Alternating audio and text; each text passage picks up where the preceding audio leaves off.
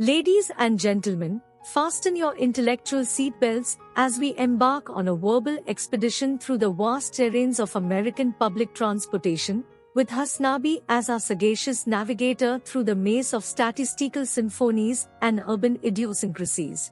The United States of America, because it exists in most places in America, you just don't even have it. New York City is the only place in the United States of America where a higher density of commuters actually utilize public transit. That's it. One place. One place in the entire country. One place in the entire nation. Do you understand? Not Chicago. No, not San Francisco. New York City is the only place where a higher density of the population. No, they have public transit in San Francisco. They have public transit in Chicago. New York City, they have it in D.C. They have it in Philadelphia, right? New York City is the only place in the country where the population density utilizing public transit is higher than car traffic. How nuts is that? Think about how insane that is. Yeah, they have public transit in all the places that I mentioned. D.C., Philadelphia, San Francisco, Chicago. New York City is the only place in the United States of America, the only city in the United States of America where the public transit commuter density is higher than individual car use. That is crazy. If you don't have a car in Florida, they hit you with their cars. ここら辺にコンビニエンスストアもありますし、あと、安全性でいうと日本ってやっぱ世界一安全な国の一つだと思うので、そういう意味でやっぱ日本は素晴らしい国だなと思いますけど、やっぱアメリカも大好きです。なるほど。たまに旅行とか行ったりとかして。そうですね、旅行で行くとか、例えば1年の留学とか、割と短期間の滞在とかはめちゃめちゃ楽しめるんじゃないかなと思う。じゃあアメリカ旅行一周回ったみたいな、どこが Is the only 4 counties in the U.S. with less than 40% ownership. Car ownership, you mean, right? There's only 4 counties in the entire United States with less than 50% car ownership. Is that what you're saying? It's important for you guys to understand. Boston quite literally ranks number 1 best place to not have a car. It doesn't matter. What I'm saying is still factually correct. There's only one city in the United States of America. There's only one city in the United States of America where the public transit commuter density is higher than car travel. That's it. How nuts. How insane is that? New York City, 56%. It's the only place in the country, dog. Number 2 is Jersey City with 47%. Number 3 is Washington, D.C. with 37%. Boston with 33%. San Francisco with 33%. Massachusetts, Cambridge, 28%. Chicago, 27%. Philadelphia, as I also mentioned, 26%. Please show me LA. I don't think LA is on the Los Angeles, California. 10.6% public transit commuters. 10.6% at number 35. These are, by the way, cities with 100,000 plus inhabitants, with the 50 highest rates of public transit. Look up San Diego, coward. I don't think San Diego is on this list. San Diego even exists? Yeah, sorry, San Diego chatters. It is not on this list. Only coastal cities, low, absolutely zero. Oh, dude, yeah. The other thing is, like, we're not even looking at the middle of the country where a ton of people live, where there is absolutely no infrastructure. Like, none whatsoever. Bro, you just river to the sea, San Diego? San Diego is better known for being the place between Los Angeles and Tijuana. Yeah, Jersey City, number 2, is literally because Jersey City is for commuters into New York who can't live in New York City because it's way too expensive. That's the only reason why that population, public transit commuter population density is higher, population percentage is higher. Now, why is this interesting? Well, if you look at other countries, that's the norm. New York City is the norm. New York is the motherfucking norm. It's normal for the majority of the public to be using public transit in almost every single big city. That doesn't mean that there aren't cars there, okay? But it's the norm, because that is the makings of a city, okay? If you're in a city You're supposed to walk. You're supposed to take public transit. That's like, it's supposed to be an option. Every other country, no matter how bad their public transit is, this is still the norm. In San Diego, 3.5% of residents commute via public transportation, a smaller share of the national public transit ridership of 5.2%. On average, those who take the public transit in San Diego take 25 minutes longer to get into work than those who drive. Yeah, top transit agencies by ridership. New York MTA, 2.8 billion trips. Los Angeles Metro at number 2, 280 million trips. The number two most traveled metro system is not even real. Not even a real. In the grand pantheon of US cities, New York emerges as the celestial outlier, a colossus where the cacophony of subway echoes drowns out the monotonous hum of car engines. HasanAbi, the maestro of digital discourses, unfurls the tapestry of commuter culture across the United States, exposing the anomaly that is New York City.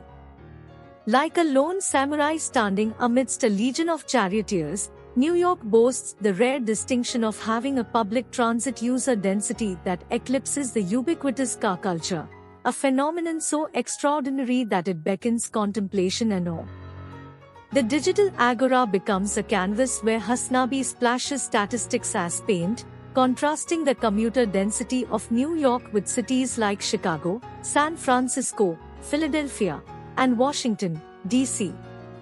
It's a visual symphony of data, with New York's transit triumph standing as a melodic crescendo amidst the cacophony of car-centric symphonies in other metropolises. Car ownership, HasanAbi points out, is as prevalent in the US as apple pie at a county fair. Only 4 counties, akin to mythical Shangri-La, boast less than 50% car ownership. Boston, a modern-day chariot-free utopia, reigns supreme as the city where the need for a vehicular steed is deemed unnecessary. Statistics emerge like cryptic runes, revealing that New York City leads the charge with a public transit commuter density of 56%. Other cities, from Jersey City to the nation's capital and from the Windy City to the Bay Area, assume positions on the podium, but none ascend to the heights of New York's commuter zenith. In the annals of this discourse, HasanAbi offers a caveat, acknowledging the coastal focus of the statistics, a coastal cabal where the seafaring denizens favor subway serenades over the monotonous engine hum of roadways. The inland regions, resembling terra incognita, remain veiled in obscurity, their transit tales unheard amidst the clamor of coastal narratives. HasanAbi's rhetoric echoes the sentiments of a foreign traveler, marveling at the idiosyncrasies of the American transportation landscape. In other nations, public transit is the norm, a cultural compass guiding the masses through bustling cityscapes. In the US, however, the chariot remains a cultural icon, a four-wheeled deity worshipped in vast parking lots and car-lined boulevards. The current conundrum finds its roots in a culture deeply entwined with the automobile, a metal steed that symbolizes independence and the boundless frontier spirit of manifest destiny. The horseless chariot, not unlike Bucephalus of ancient lore, has become an inseparable companion, its thunderous hoofs drowning out the mellifluous melodies of public transit. In this cultural symphony, the automobile crescendos as a symbol of status, wealth, and personal freedom. The sprawling American cities, akin to the mythic landscapes of Troy, are built to accommodate the chariots of the masses, leaving the humble chariot of public transit relegated to the peripheries, a mere cog in the wheels of automotive supremacy. The lack of a comprehensive and efficient public transit infrastructure, reminiscent of a labyrinth designed to bewilder Theseus, further compounds the issue. The Byzantine complexity of fragmented transit systems, like the disparate pieces of a shattered mosaic, fails to offer a cohesive and interconnected web that could rival the logistical prowess of ancient Roman roads. Moreover, the political quagmire surrounding funding and investment in public transit, akin to the Machiavellian intrigues of Renaissance courts, stifles the emergence of a grand vision for a transit renaissance. The coffers that should nourish the growth of a robust public transit system are instead ensnared in partisan gridlock, leaving the chariot of progress mired in political quicksand. In this grand opera of transit dysfunction, the siren call of convenience echoes through the American psyche. The car, an omnipresent companion, offers door-to-door service, an alluring serenade that drowns out the rhythmic hum of trains and buses traversing the urban hinterlands. To rectify this conundrum, a paradigm shift akin to the Copernican revolution is required, a cosmic recalibration of American perspectives on public transit. It demands not only an investment in infrastructure, but a cultural renaissance, a collective realization that the path to progress may involve a humble chariot shared with fellow citizens rather than a private steel stallion. To punctuate his argument, HasanAbi thrusts San Diego into the spotlight, a city where public transit devotees are few, and the commute on steel rails pales in comparison to the swift velocity of rubber meeting asphalt. The juxtaposition of low public transit usage and protracted commute times underlines the cultural chasm between the gasoline-powered chariot and the humbler public transit steed. In conclusion, HasanAbi's odyssey through the American transit landscape is a linguistic tapestry woven with statistical threads, historical allusions, and cultural echoes. The discourse becomes a cerebral journey, with HasanAbi as our Virgil through the Dantean realms of transportation idiosyncrasies. As the digital chariot races forward, we are left contemplating the rhythmic dance of wheels on rails and the persistent hum of engines in the sprawling American transportation coliseum.